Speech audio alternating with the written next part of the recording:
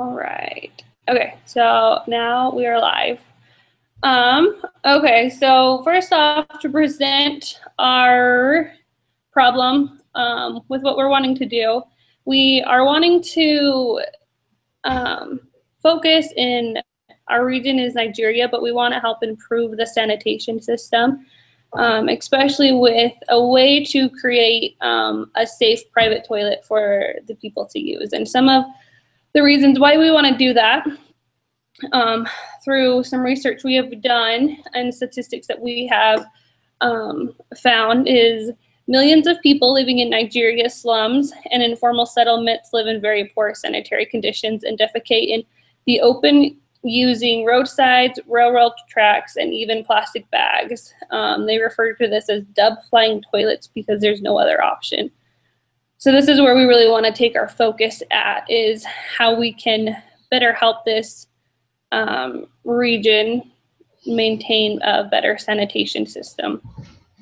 So a few statistics that we were able to receive is that 71%, that's over 130 million people, of Nigeria's population do not have access to a safe or private toilet. In that percent, 25%, meaning, or that would be over 46 million, practice open defecation.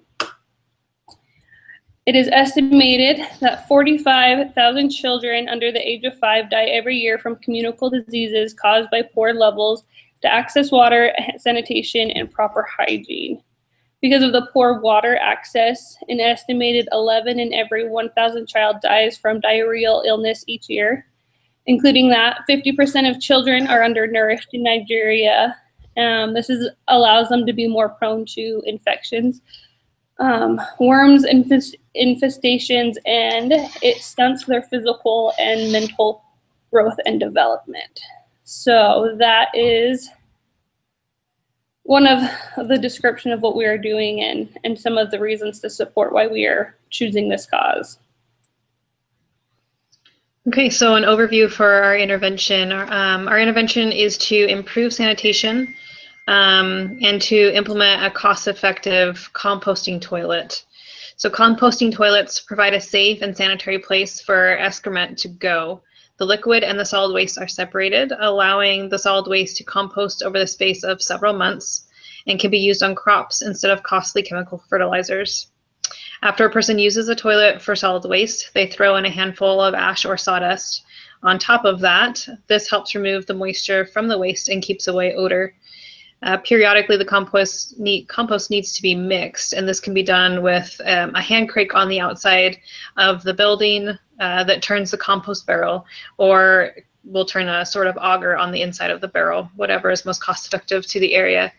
Through the composting process, the pathogens are destroyed and the compost becomes safe to use. The liquid waste can be used for fertilizer as well when it's diluted and used in irrigation waters, and they can use that around plants. The nitrogen content in urine helps to help the crop growth. And in regards to women safely using the restrooms with privacy and dignity, the buildings would allow for private and separate barriers between the men and the women, so they could discreetly use the restrooms and dispose of any feminine hygiene products. There is also an idea that we have to implement a rain barrel on the outside of the buildings that's attached to provide for cleansing after using the restroom and washing of their hands. The reason this intervention will help solve the problem is that, as Courtney said, that a lot of the health problems in developing countries come from open defecation near and around living areas and water sources, and it contaminates them with the pathogens that are in them. And so having the composting toilets will allow for that to be safely in its own area, so it won't contaminate anything. And then the composting process, like I said, will break down the pathogens so that they are no longer an issue. Pit latrines have been popular for a lot of developing countries in the past, but the pit latrines cause the solid and the liquid waste to sit in the ground and to be absorbed into the ground, and this can contaminate the surrounding area and the groundwater because it doesn't destroy the pathogens that are present. Another reason that this intervention will be helpful is because composting toilets are sustainable and reusable. So after the compost is ready for use, it can be removed and that toilet can be again used, and they can keep that cycle going. Usually there are 2 holes in each toilet. So once one hole is filled up, they cover that one and let it sit for the amount of time that it needs to compost.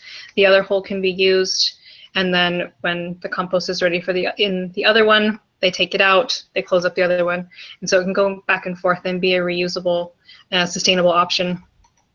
And again, as far as the pit latrines, the composting toilet removes the need to keep digging pits.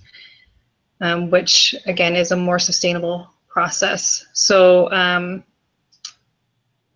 as far as keeping the communities healthier, this is a better, more viable option. And not just that, it allows the communities to provide or produce fertilizer for their crops.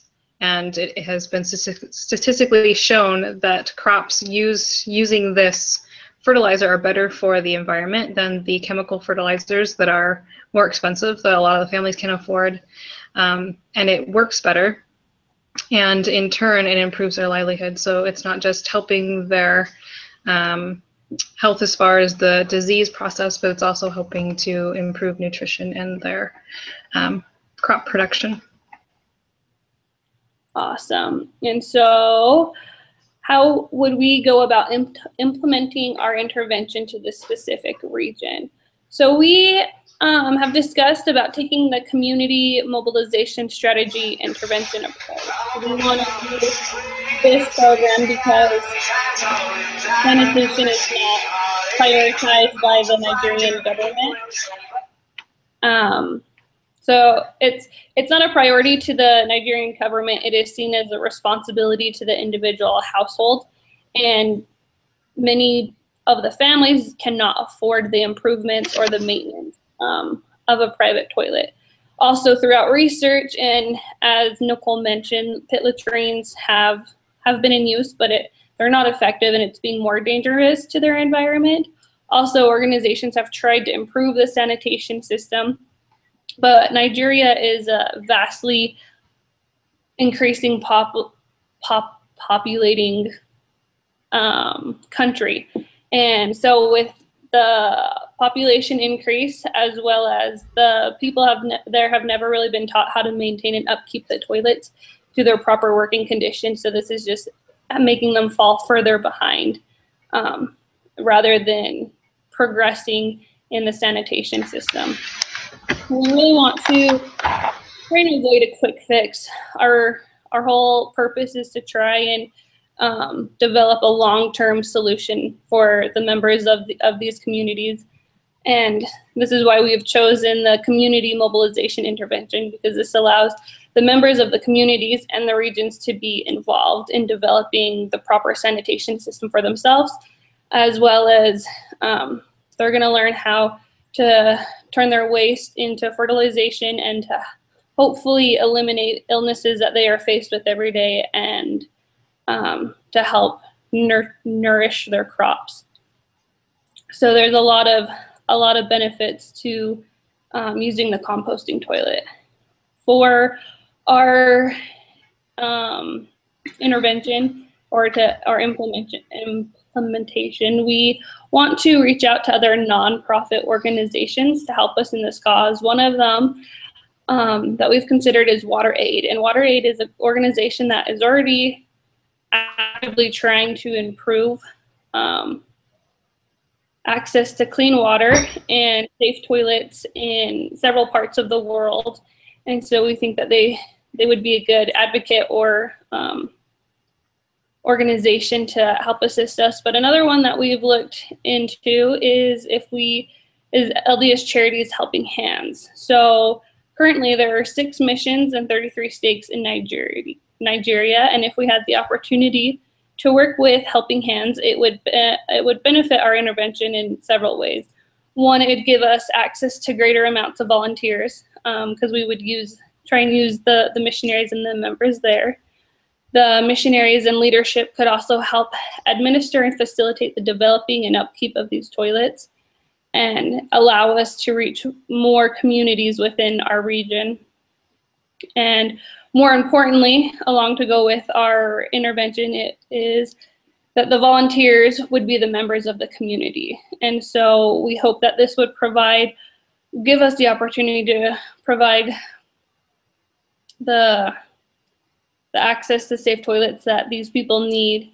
But also, we don't want to just give them access to a safe toilet and to help their crops and all the things that go with it, but we believe that this can help the members of the different communities become more self-reliant, and in the long run, it provides them a long-term solution and will greatly benefit them as they are trying to environmentally keep up and progress as a country.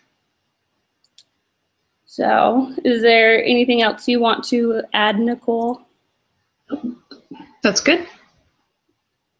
Awesome. Well, that is what we have, so I'm just going to end it there.